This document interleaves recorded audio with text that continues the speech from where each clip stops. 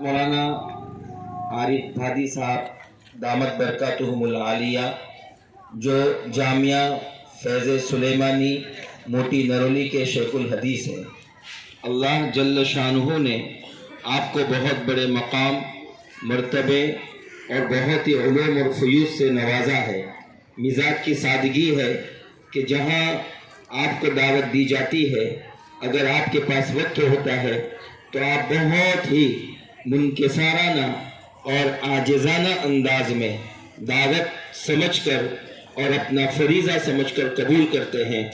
आज दुनिया में ऐसे मुबल्लिग, ऐसे दाई और ऐसे इस्लाम के सिपाही की बहुत शदीद ज़रूरत महसूस की जाती है। ऐसे वक्त में जहाँ लोग अपने अपने मफादात के लिए जीते हो, उम्मत के लिए जीना, उम्मत के लिए तड़पना, उम्मत के लिए अपनी ज़िंदगी को वक्फ कर देना आसान नहीं है। मेरी ज़िंदगी का मकसद तेरे दीन की सरफराजी, मेरी ज़िंदगी का मकसद तेरे दीन की सरफराजी, मैं इसीलिए हो गाजी, मैं इसीलिए नमाजी। और हज़रत को दावत देने से पहले मैं इस इदारे के बानी और इस इदारे के ऑर्गेनाइज़र हज़रत जनाब इब्राहिम दाऊदी साहब का भी खैर मकदम करता हूँ कि आपने इतनी खूबसूरत महफिल सजाई और यहाँ बैठकर लग नहीं रहा है कि हम किसी स्कूल के अंदर बैठे हो। ये खालिस इस्लामिक बेस के ऊपर स्कूल है और माशाल्लाह पूरा प्रोग्राम, और मैं इसके लिए हमारे साथ काम करने वाले हमारे तमाम टीचर्स के स्टाफ को भी और खुसूसन प्रिंसिपल और यहाँ के एडमिनिस्ट्रेटिव जनाब इकराम सर साहब को भी और सुल्ताना मैडम साहिबा और सुफिया मैडम और पूरे स्टाफ को मैं मुबारकबाद पेश करता हूँ कि आपने इतना खूबसूरत स्टेज बनाया और आपने इतना खूबसूरत अंदाज में प्रोग्राम पेश किया कि हमारे मेहमान मुकर्रम कह रहे थे कि मैंने पहली मर्तबा इतना खूबसूरत और इतने अच्छे अंदाज से इस्लामी तौर तरीक और इस्लामी तर्ज पर चलने वाला प्रोग्राम देखा। तो इसके लिए मौलाना की तरफ से भी मुबारकबाद कबूल फरमाए और जितने स्टेज पर मेहमान बैठे हैं इन तमाम उलमा किराम की मुबारकबादी जनाब इब्राहिम दाऊदी साहब के लिए भी है, पूरे स्टाफ के लिए भी है और तमाम बच्चों के लिए भी है। और ये दादरी और ये जो आरज़ू सोसाइटी के लोगों की खुश नसीबी है कि यहाँ ऐसे स्कूल का आगाज किया गया। अब मैं मेहमान मुकर्रम को दावत देता हूँ कि ये कदम कदम बलाए, ये सवाद कुए जाना, वो यहीं से लौट जाए जिसे जिंदगी हो प्यारी। तो मेरी सुबह मुंतजिर है किसी और, मेरी सुबह मुंतजिर है किसी और, मेरी शाम मुंतजिर है किसी और सुबह नौ की, ये सहर तुझे मुबारक जो है जुल्मतों की मारी। अब मैं जनाब को दावत देता हूँ कि वो अपने मलफूजात से और अपने कीमती नसाए से हाज़रीन को मुस्तफ़ीज़ और मुस्तरीफ़ फरमाए। जनाब हज़रत मौलाना आरिफ भादी साहब दामत। बिस्मिल्लाहिर्रहमानिर्रहीम। अल्हम्दुलिल्लाहि रब्बिल आलमीन इलाहिल अव्वलीन वल आखिरीन वस्सलातु वस्सलामु अला अशरफिल अंबिया वल मुरसलीन सय्यदिना व मौलाना मुहम्मद इब्न अब्दुल्लाहिल अमीन व अला आलिहि व सहबिही अजमईन। अम्मा बाद, स्टेज पर मौजूद उलमाए किराम और स्कूल के फाउंडर जनाब इब्राहिम भाई और उनके भाई फजल भाई और हमारे मौलाना खलील साहब, आज सबके लिए खुशी का मौका है, लेकिन मेरे लिए स्पेशल खुशी का मौका ये है कि मेरे एक तरफ इब्राहिम नाम के आदमी इब्राहिम भाई बैठे हैं और उसी इब्राहिम में खुल्लत और खलील का वस्फ रखने वाले हमारे दूसरी तरफ मौलाना खलील साहब, इब्राहिम खलीलुल्लाह, एक तरफ इब्राहिम और एक तरफ खलील है और बीच में नाम का आरिफ बैठा है। अल्लाह रब्बुल इज्जत इसे हकीकत में मारिफत नसीब फरमा दे। मेरे भाइयों और मेरे अजीज बच्चों, मेरी बहनों, मेरी बच्चियों, किसी भी जगह के चलाने के लिए, इंतजाम के लिए कवानीन की जरूरत होती है और इन कवानीन के तहत जो एक संस्था ने मिलकर मुतय्यन किए हो उसके मुताबिक चलने से एक निज़ाम बेहतरीन चलता है। अल्लाह रब्बुल इज्जत ने सारी इंसानियत में ये बात रखी है, तमाम लोगों में, जब کسی کا گھر بنتا ہے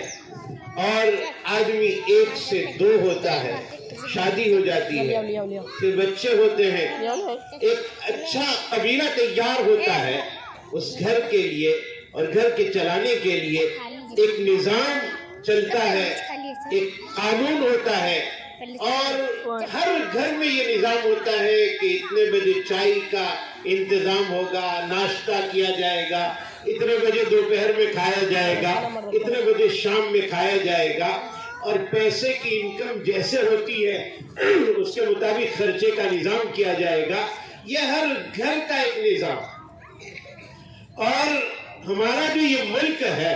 ملک ہندوستان،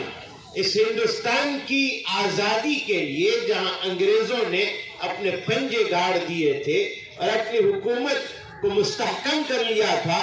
اس کو آزاد کرنے کے لیے سب سے پہلے اگر کسی نے آواز اٹھائی ہے تو الحمدللہ وہ ایک عالم آدمی نے آواز اٹھائی، ایک مسلمان نے آواز اٹھائی، اور پھر افراد تیار ہوتے گئے، جماعت تیار ہوتی گئی، اور لوگ اپنا خون دیتے رہے، شہید ہوتے رہے، اور لاشیں بچھ گئی، درختوں پر لاشیں لٹکنے لگی، اور اتنی بڑی قربانی کے بعد ملک ہمارا آزاد ہوا۔ اس آزاد ملک کے چلانے کے لیے ایک لمبا پروگرام چلا، قوانین کے بنانے کا، اصول کے بنانے کا، ضابطے کے بنانے کا، اور 1950 میں آج کی تاریخ میں یعنی 26 جنوری کو وہ ایک نظام مستحکم بن کر ہمارے سامنے آیا، جس کی خوشی میں 26 جنوری کو منایا جاتا ہے۔ اور اس کے تحت ہمارا جو نظام ہے، ہمارا جو قانون ہے ملک کے چلانے کا، ایک سیکولر قانون ہے کہ جس میں سارے ہی دیش واسی اور دیش میں رہنے والے سب کو ایک نظر سے دیکھا جاتا ہے کہ سب کے قانون برابر سرابر ہے، سب کو اپنی زندگی گزارنے کا ادھیکار ہے، سب کو اپنے قانون کے مطابق، اپنے دھرم کے مطابق اور مذہب کے مطابق چلنے کا ادھیکار ہے۔ یہ ہمارا قانون ہمیں سکھاتا ہے، ملک کا نظام ہمیں سکھاتا ہے، ہر ایک کو اپنے اپنے مذہب پر چلنے کا نظام۔ اسی ملک میں جہاں مسلمان ہے، غیر مسلم ہے، ہندو ہے، آدیواسی ہے، اور سکھ ہے، اور کئی مذاہب ہے جس کے نام بھی کئی لوگ نہیں جانتے ہیں۔ بلہائے رنگا رنگ سے ہے زینت چمن، بلہائے رنگا رنگ سے ہے زینت چمن، اس ذوق اس جہاں کو ہے زیب اختلاف سے۔ یہ مختلف قسم کے رنگ کے پھول نکلے ہوئے ہیں، اور اسی پھول سے اس ملک کی خوبصورتی ہے کہ ہر ملک، اس ملک میں رہنے والا، ہر مذہب کا ماننے والا بآسانی اپنے مذہب پر چل رہا ہے۔ ہمارے کانسٹیٹیوشن نے اور ہمارے قانون نے اس کی ہمیں اجازت دی۔ میرے بھائیوں، میرے دوستوں، بہنوں، بچیوں، ہمارا جو ایک بدن ہے سر سے لے کر پیر تک، اسی پورے بدن میں اللہ تعالیٰ نے سیکولر چلنے کا نظام پہلے سے ہی چلا دیا ہے، اللہ تعالیٰ پہلے سے سکھا دیا ہے۔ اسی بدن میں ہماری سینے کے پنجرے میں ایک بادشاہ رکھا ہے اللہ تعالیٰ نے، جس کو دل کہا جاتا ہے، اسی کی حکمرانی چلتی ہے، اور اس کا ایک وزیر سر میں رکھا ہے جس کو دماغ کہتے ہیں، اور یہ دونوں مل کر ایسا سیکولر نظام چلاتے ہیں کہ پیر میں کانٹا چبھ جائے تو سارے بدن کو حکم ہے کہ اس کے دکھ میں شامل ہو جاؤ، ہاتھ میں تکلیف ہو جائے سارے بدن کو حکم، اور یہ حکم بدن جو کرتا ہے، دل کرتا ہے، دماغ کرتا ہے، اسی کو لے کر میرے آقا نے کتنی بہترین تعلیم دی کہ ایک شخص کو تکلیف ہو تو چاہے وہ مشرق میں رہتا ہو، مغرب میں رہنے والے کو اذیت ہونی چاہیے کہ میرا فلاں بھائی مشرق میں پریشان ہے۔ ہماری آزادی کی لڑائی میں چلنے والوں نے یہی نظام چلا ہے، انہوں نے کبھی بھید بھاؤ نہیں کیا ہے کہ ملک آزاد ہو جائے گا تو ہماری قوم آگے بڑھ جائے گی۔ ان کا مشن یہ تھا ملک آزاد ہوگا تو ملک ترقی کرے گا، اس کے اندر رہنے والا ہر فرد ترقی کرے گا۔ یہی وجہ ہے کہ ہماری آزادی کے ایک بہت بڑے شخص سید عطا اللہ شاہ بخاری رحمۃ اللہ علیہ یہ فرماتے ہیں کہ ہمارے ملک کو غلط نظر سے دیکھنے والا انگریز، ہمارے ملک کو ستانے والا انگریز، اگر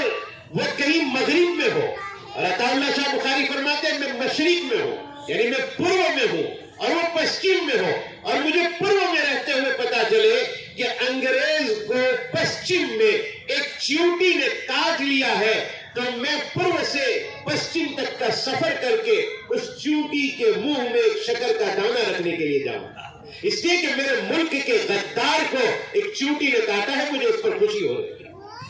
تو میرے بھائیوں، یہ ملک بڑی محنتوں سے آزاد کروایا گیا، اور آج کے اس پروگرام میں یہ سبق میں نے حاصل کیا اور میں آپ تک پہنچاتا ہوں کہ ہمارے ملک کا ایک مسلمان بچہ، ایک معصوم بچہ، ایک چھوٹا بچہ جس کو اب تک اپنی بات کہنے کا سلیقہ نہیں معلوم ہے، وہ اگر گھر میں جائے تو اپنی بات اپنی ماں کو سلیقے سے نہیں سمجھا پاتا۔ یہ اور بات ہے کہ ماں اس کی توتلی زبان کو سمجھ جاتی ہے، لیکن وہی بچہ جو اپنی بات صحیح ڈھنگ سے نہیں سمجھا پاتا، وہ ہمیں یہ سمجھا رہا ہے کہ میں اس ملک کا چھوٹا سپاہی ہوں، ضرورت پڑے گی تو میں اس کے لیے اپنی گردن کٹوا دوں گا۔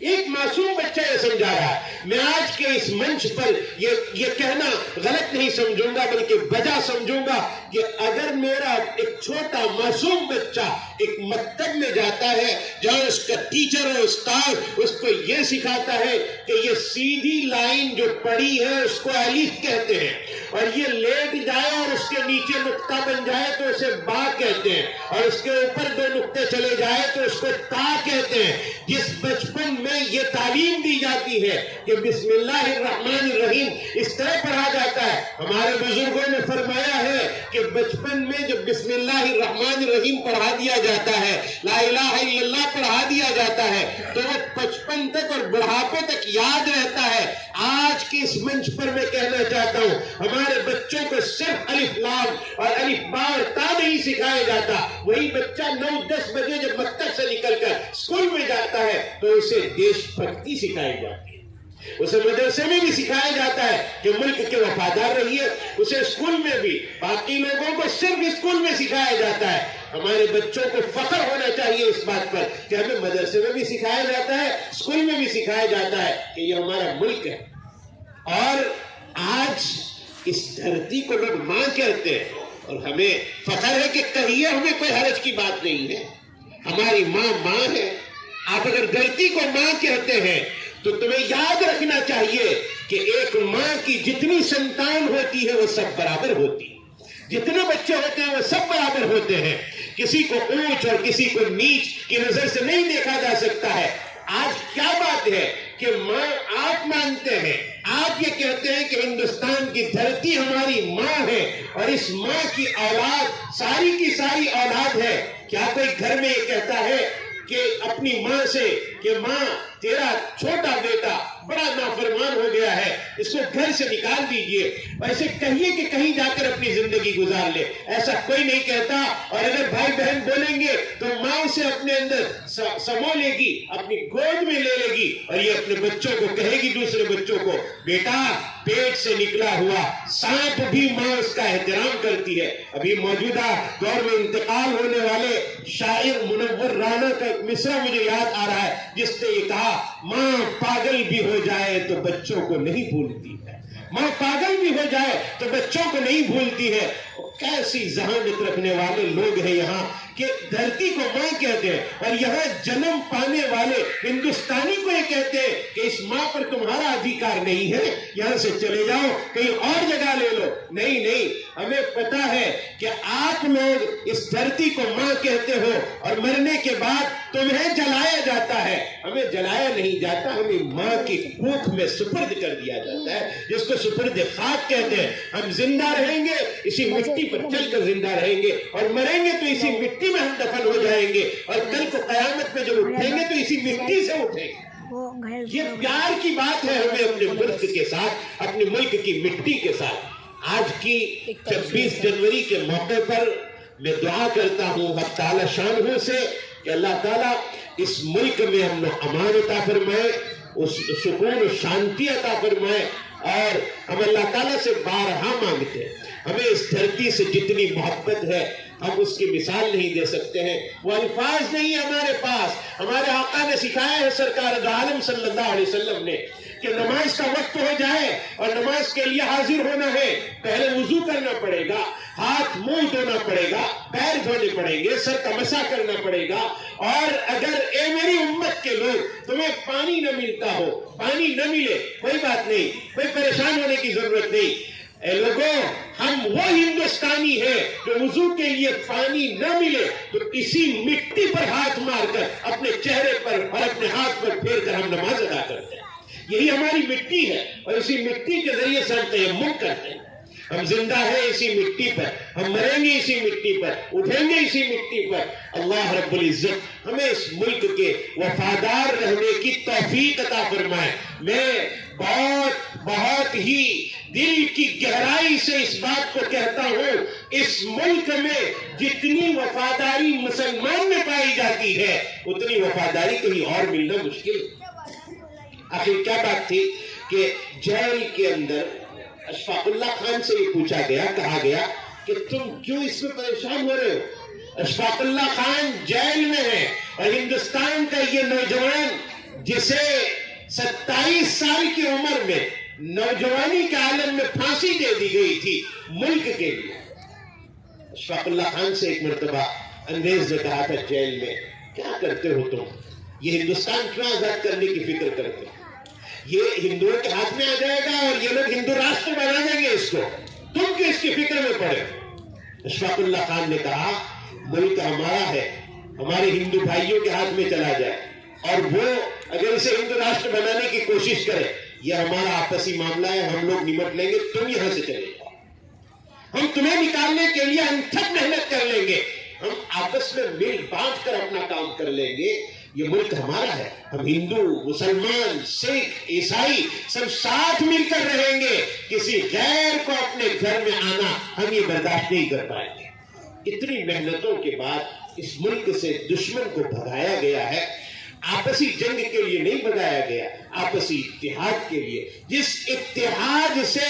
آپس میں مل کر دشمن کو اس ملک سے نکالا گیا ہے، اسی سنگٹھن کے ساتھ، اسی مضبوطی کے ساتھ، اسی اتحاد کے ساتھ اگر آج لوگ کھڑے ہوں گے تو اس دنیا میں ہندوستان سے بڑا اور ہندوستان سے بڑھ کر اور ہندوستان سے زیادہ طاقتور کوئی ملک نہیں ہو سکتا.